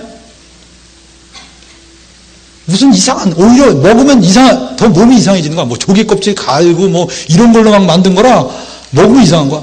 그러니까 이분이 그냥 막 그런 것도 막 먹고 그래갖고 수련회 때 왔어요. 수련회 때 왔는데 그 당시에 우리 제가 속해 있던 선교회에 수련회에 왔었는데 얼굴이 이렇게 퉁퉁 부었는지 살쪘는지 모르겠어요. 이렇게 됐어요. 그리고 이 빵떡 모자 딱 썼어요. 암 치료받느라고 이 머리털이 다 빠졌대요. 딱 빵떡 모자 쓰고 딱 왔어요. 근데 그분을 내가 딱 보는 순간에 주님이 나한테 그런 마음을 주시더라고요. 저 사람을 위해서 기도할 마음을 주시더라고. 그래서 내가 이번 수련회 기간 동안에 저 아줌마 위해서 내가 기도 좀 해야겠다. 그래서 내가 참 그 아줌마 마음속에 막 안타까운 마음이 생기더라고요. 그래서 막 기도하고 그랬어요. 근데 한 분은 어느 형제가 나한테 오더니 저 아줌마가 좀 이상해졌습니다. 그러더라고요. 그래서 왜 뭐가 어떤데 그랬더니 저 아줌마가 이상하게 기도할 때 막 이렇게 뭐 이상하게 춤추는지 뭐 이상하게 하면서 기도를 한대. 그래서 왜 그럴까? 그래서 내가 가서 물어봤어요. 왜 기도할 때 그렇게 이상한 폼으로 기도합니까? 했더니 어떤 아저씨가 오더니 그렇게 기도해야지 효과가 있다고 그랬대요. 그러니까 이 아줌마는 이 사람 말하면 그 사람 맞고 저 사람 저 사람. 야, 내가 딱 그 아줌마하고 대화를 나눠보니까요. 예수를 믿지를 않아. 병 낫기 위해서 예수님 이용하는 것 뿐이야. 이 사람 진짜 예수 믿는 게 아니야. 그래서 내가 그 아줌마한테 물어봤어요. 아줌마, 지금 죽으면 하나님 앞에 당당히 설 수 있어요? 딱 물어봤어요. 그러니까 이 아줌마가 그러더라고요. 없지요. 딱 그래요. 없지요. 그래서 왜 없습니까? 그랬더니 저는 너무나 부족해서요. 그래서 내가 그랬어요. 아줌마 맞습니다. 우리 인간은 다 부족합니다. 그래서 하나님께서 우리에게 의롭다 하심을 당당히 나갈 수 있는 방법을 주셨는데 성경은 두 가지가 제시되어 있습니다. 하나는 뭐냐? 진짜 자기가 노력을 해서 열심히 노력해서 계명을 다 지켜서 하나님이 보실 때 자기가 봐도 정말 꺼리끼기 하나도 없다. 그래서 당당히 서는 방법이 하나 있고, 하나는 나는 부족하고 죄이지만 나를 위해서 예수님이 죽으셨기 때문에, 하나님의 아들이 나를 위해서 죽으셨기 때문에 그 아들을 믿는 믿음으로 내가 당당히 서는 방법, 이 두 가지가 있습니다. 자, 다시 한번 말할게요. 여러분들 매점에 가서 빵 살 때 돈 하나도 안 갖고 와서 빵 주세요. 그러면 어떻게 돼요? 맞아 죽죠. 맞아 죽지 않더라도 아무튼 돈 없이 뭐 달라 그러면 우스운 얘기예요. 근데 돈 없이 가서도 당당하게 달라 그럴 때 있어요. 뭔지 알아요? 선생님이 가서 내 이름 대고 빵 한 박스 사와. 그 아이들 가서 겁먹어요? 안 먹어요? 안 먹어요. 닦아갖고선 당당하게 돈 한 푼도 안 내면서 우리 선생님이요 빵 한 박스 달래요. 왜 그러냐? 내가 지불한다 이거. 사람은 당당하게 느끼는 방법이 두 가지가 있어요. 여러분이 정말 여러분의 노력으로 하나님 앞에 당당히 서는 방법이 있고, 하나는 뭐냐? 하나님의 아들이 나를 위해서 죽었다는 그 사실을 정말 믿고 당당히 서는 방법이 있어요. 그 두 가지가 있는데 내가 이 아주머니한테 두 가지가 있습니다. 아주머니의 노력과 힘으로 나가는 것, 이게 자기 의라 그러고, 아니면 나는 부족하지만 하나님의 아들을 믿는 믿음으로 나가는 것, 이것을 하나님의 의라 그러는데 어느 방법으로 하나님께 나가시겠어요? 그랬더니 이 아주머니가 하는 말이 두 번째 방법이요. 딱 그러더라고요. 그래서 내가 맞습니다 아주머니. 두 번째 방법으로 바로 예수 그리스도를 믿음으로 나가는 방법이고, 그게 성경에서 말하는 유일한 방법입니다. 인간이 구원받을 수 있는 유일한 길이에요 그게. 그리고 내가 조금 있다가 또 물어봤어요. 아주머니, 하나님께 당당히 나갈 수 있어요? 그러니까 이 아주머니가 하는 말이 없지요. 그런 거예요 또. 그래서 내가 물어봤어요. 하나님께 당당히 나가는 방법은 두 가지가 있는데, 하나는 정말 자기가 열심히 노력해서 자기가 생각해도 자기가 참 기특하다, 참 당당하다라고 해서 나가는 방법이 하나 있고, 하나는 자기는 형편없는 죄이지만 진짜 예수님이 나를 위해서 죽었다는 거 믿고, 예수님이 나를 위해서 죽었다면 나 또 죽을 필요 없잖아. 예수님이 내 죄를 위해서 죽으셨다면 내 죄가 있어요 없어요?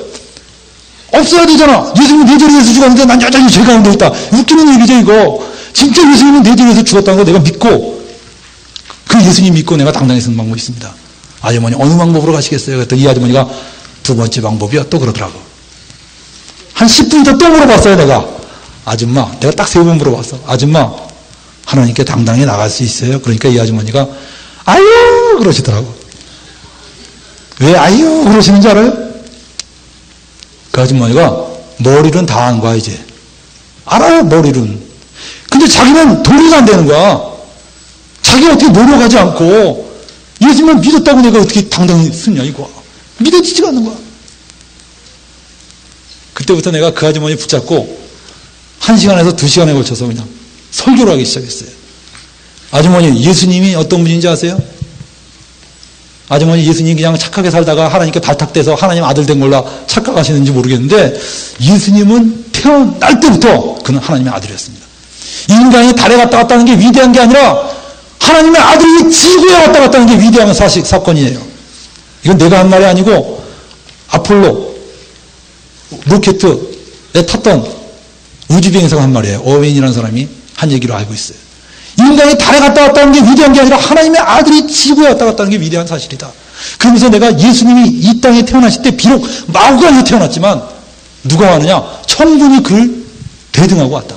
그를 호위하고 왔다. 천군이 누굽니까, 여러분들? 천사 한 명이 18만 5천 명을 하루아침에 다 죽였어요. 그 천군이, 수많은 천군이 예수님을 호위하고 온 거야. 예수님은 하나님의 아들이에요. 근데 우리 인간의 눈에는 마구간으로 태어난 거예요. 이 기가 막힌 일입니다. 그리고 이 하나님의 아들이 30년 동안 조용히 계시다가 갑자기 30살 되던 해에 천국에 갖고 왔다 외치시더니 활동을 몇 년 하셨냐? 3년 했어요. 여러분들 한번 생각해 봅시다. 3년 동안 활동해갖고선 세계의 지도자가 될 수 있는 사람 전 세계에 있어요, 없어요? 정치를 하더라도요, 3년 동안 활동해갖고선 대통령 못 돼요. 근데 어느 누구가 겨우 33살, 33살이면 얼마나 젊은 나이야. 내 나이가 46인데 말이야. 33살이면 젊은이. 우리 교회도 33살이면 그냥 청년 중에 청년이야. 33살밖에 안 된 그 청년. 어떻게 그 청년을 내가 주님으로 믿고 막 따르냐, 이거야. 이건 불가능해요. 근데 여러분들, 예수님이 33살에 십자가 들려서 죽으셨거든? 근데 어떻게 이렇게 많은 사람이 따르냐, 이거예요. 여러분들, 석가모니는 몇 살 때 죽었는지 아세요? 석가모니는 82세에 죽었나 그래요. 굉장히 오래 살았죠. 50년 동안은 설교했어요. 50년을. 그리고 죽을 때 뭘로 죽었는지 아세요? 석가모니가? 밥을 친구 집에 가서 대접받고선 그 밥 먹은 게 체해갖고선 식체로 죽었어요. 식체로. 내가 있었더란 손이라도 따드렸을걸. 식체로 죽었어요. 농담이 아닙니다. 불경을 보세요. 불경 오면 소화를 못 시키셔서 열반에 드셨더라. 그냥 쓰러지신 거예요. 끝내 소화를 못 시켜서. 그분하고 어떻게 예수님을 비교해? 예수님은 뭐 체해서 돌아가셨어, 그분이? 예수님은요, 아예 태어나실 때부터 죽기 위해서 태어나신 분이에요. 이름이 예수라는 이름이 무슨 뜻인지 알아요? 구원이라는 이름이에요. 예수님은 아주 정확하게 목적대로 예언되셨고 태어나신 다음에 그 태어나신 목적대로 십자가 달려 죽으셨어요. 십자가 달려 죽으실 때도 언제 죽으셨느냐? 6월절 날 돌아가셨어. 그거 여러분들이 죽기도 힘들어요, 그날에. 왜냐하면 6월절이 이스라엘 백성들이 오랫동안 자기를 대신해서 양을 잡아갖고 그 양의 피를 바르면 그 양의 피를 보고 천사가 죽이지 않고 넘어간 게 6월절이에요. 근데 그 6월절이 뭘 의미합니까? 미래에 하나님의 아들이 이 땅에 와서 십자가 달려 죽을 것을 하나님이 예시하는 의식이에요. 이스라엘 백성은 수천 년 동안 그 일을 했어요. 근데 막상 그분이 오시니까 그분이 십자가 못 박아 죽인 거야. 언제? 6월절 날. 야, 어떻게 그날 죽이냐. 그래서 한쪽에서는 양이 죽고 한쪽에서는 예수님이 돌아가셨어요. 할렐루야. 우연 같아요, 여러분? 그리고 예수님이 30살 때 나타나셔갖고 말만 잘했다 그래봐요. 우리나라 많은 교주들, 사기꾼들처럼 말만 그럴싸하게 하고 그렇다면요, 3년 동안 번쩍였을지 모르지만 예수님이 죽음과 동시에 다 없어져요. 근데 예수님은 그게 아니었어요. 진짜 자신이 하나님의 아들이라는 걸 보여주셨어요. 인간이 극복할 수 없는 걸 다 극복하신 거야. 사람이 죽은 사람을 예수님은 살리셨어요. 병자를 낫게 하셔요. 귀신을 쫓아내세요. 무리를 걸으셨어요. 예수님의 제자들이 예수님 따라다니면서 진짜 놀란 거야. 이분 놀라운 분이구나. 뭐 예수님이 석가모니 제자라고? 그게 웃기는 얘기가 어디 있어요? 석가모니는 평생에 기적이 없었어요. 석가모니는 어느 과부가 자기 아들이 죽었다고 와서 자기 아들을 살려달라고 하니까 뭐라 그러냐?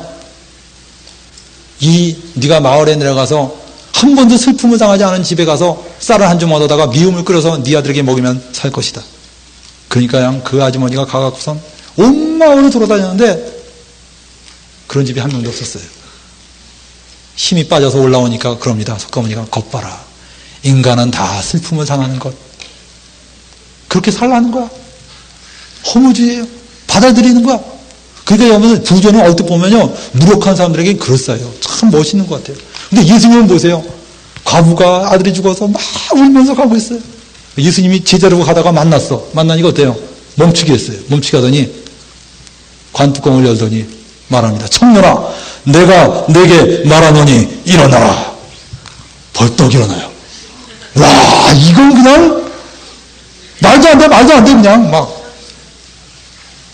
떡 5개고 물고기 2마리로 5,000명을 먹여요. 엄청난 거야. 그러더니 예수님이 십자가 들려 죽으실 때 그분이 손에 못이 박히고 발에 못이 박히고, 여러분들 예수님은 벌거벗긴 상태로 돌아가셨어요. 여러분들의 아버지가 만약에 동네에서 벌거벗긴 채로 나무에 매달려 있다 그래 봐요. 동네에. 여러분들 이 수치는 이루 말할 수가 없어요. 근데 예수님이 그렇게 수치스럽게 죽으셨습니다. 그리고 예수님은 더 기가 막힌 게 보통 사람의 죽음과 다른 죽음. 우리 어제도 말씀하셨죠. 나의 하나님 어찌 나를 버리시나이까. 하나님에게조차 버림받는 그런 비참한 죽음을 죽었어요. 그 이유가 뭐냐? 바로 우리 죄를 위해서 죽으신 거예요. 그리고 예수님은 3일 만에 다시 부활하신 겁니다. 제가 이거를 그 아줌마한테 정말 간절히 얘기를 했어요. 근데 그 아주머니가 1시간 동안 내 말을 막 듣더니 갑자기 나한테 그러더라고요. 아! 알겠어요. 그러더라고. 믿음이 생긴 거야, 믿음이. 아, 알겠어요. 그러더니 제가 예수님을 믿겠습니다. 그러는 거예요. 아, 이 아주머니 지금까지 교회 다니는 분이 이제야 와서 이런 말 하는 거예요. 제가 예수님을 믿겠습니다. 눈빛을 딱 보니까요, 진짜 믿음이 딱 생겼어요. 그 아주머니가 무릎을 딱 꿇더라고. 나도 무릎을 꿇고서 기도했어요. 아주머니, 저들 쫓아서 기도하세요. 저는 죄인입니다. 그러니까 이 아주머니가 저는 죄인입니다. 제가 예수님이 나의 죄를 위해서 죽으신 걸 믿습니다. 근데 이 아주머니가 울더라고, 그 자리에서. 주님, 제가 주님이 믿습니다. 근데 그 아주머니가 한 달 후에 죽었거든요. 한 달 후에 죽었는데 죽기 일주일 전에 같이 있었던 목사님이 방문했어요. 방문했는데 이 암이 퍼져갖고 중추신경까지 다 퍼져갖고 이 아주머니가 앞이 안 보이는 거야. 그리고 혓바닥이 중추신경 때문에 굳어갖고 중추신경이 암에 퍼지니까 이게 이 자율신경이 작동이 안 되니까 굳어서 말을 못하는 거예요. 이 목사님 보니까 이제 돌아가시게 됐어. 그래서 이 목사님 물어봤대요. 아주머니 구원의 확신이 있어요? 그러니까 이 아주머니가 누운 상태로 고개를 흔들더래요. 하신 말씀이 없어요? 그랬더니 종이 한 장 갖다 달라고 손짓하니까 딸들이 갖다 줬어요. 그 종이에다 뭐라 썼냐? 죽으면 살리라. 탁 쓰더래요. 그 아주머니 마음속에 믿음이 생긴 거야. 믿음이. 진짜 예수님을 믿은 거야. 그 아주마. 여러분 진짜 예수님을 믿는 사람 드물어요. 별로 많지 않아요. 차고에 들어간다고 다 차가 아닙니다. 여러분. 정말 예수님을 진짜 믿는 사람 드물어. 진짜 믿는 사람은요, 진짜 자기가 죄인인 걸 깨달아야 돼. 진짜 자기가 죄인인 걸 깨닫지 못한 사람은요, 십자가 안 붙들어요. 말로만 맨날 십자가 그러지 진짜 안 붙들어요. 진짜 내가 죄인이고 진짜 예수님이 내 죄를 위해서 죽으셨구나. 이 아주머니 삶이 달라진 거야. 이 아주머니 죽음을 얼마나 평안하게 맞이했는지 몰라요. 죽음이 공포의 대상이 아니야. 주님 나라에 가는 거예요. 여러분들 정말 예수님을 믿습니까? 오늘 시간에 우리 다 같이 기도합시다.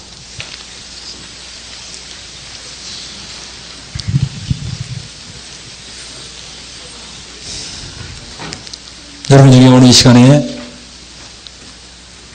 저는 지금까지 예수님이 내 죄를 위해서 죽으셨다는 사실을 제대로 믿지 않고 살았습니다. 그러나 이 시간에 제가 예수님이 내 죄를 위해서 죽으셨고 내가 예수님을 믿음으로 의롭게 될 수 있다는 사실을 믿음으로 받아들입니다. 우리 그런 학생들은, 그런 사람들은 학생이고 어른이고 가릴 거 없습니다. 이 복음 앞에는 누구나 다 평등합니다. 저도 과거에는 예수를 안 믿었던 사람입니다. 그러나 지금은 믿습니다. 여러분 중에서 오늘 이 시간에 내가 예수 그리스도를 믿습니다. 내가 예수님을 내 마음의 주님으로 받아들입니다. 그렇게 고백하기를 원하는 사람들은 오른손을 왼쪽 가슴에 대주시기 바랍니다. 그런 사람들은 오른손을 왼쪽 가슴에 대주세요. 이미 믿은 사람들은 괜찮습니다. 여러분들 오늘 이 시간에 새롭게 내가 내 자신을 예수님이 나의 구주이시고 내 죄를 위해서 죽으셨다는 걸 제가 받아들입니다. 여러분들 예수님이 진짜 이 땅에 이 땅에 계셨다가 가셨어요. 그분은 지금 이 시간에 영으로서 여러분과 함께 계십니다. 주님, 오늘 이 시간에 각 사람 마음을 오르만져 주십시오. 참으로 자신이 죄인이라는 걸 깨닫게 해주십시오. 이 교만하고 음탕하고 더럽고 찌든 이 심령이 예수님의 십자가 앞에 깨지게 해주십시오. 주님의 십자가 아니면 우리는 구원받을 길이 없습니다. 주님, 정말 주님이 아니면 우리는 길이 없음을 고백합니다. 여러분들 그렇게 고백하신 분들 저를 쫓아서 기도해 주시기 바랍니다. 지금 오른손을 왼쪽 가슴에 대신 분들 쫓아서 기도해 주세요. 주 예수님, 저는 죄인입니다. 예수님께서 제 죄를 위하여 십자가를 달려 죽으셨음을 제가 믿습니다.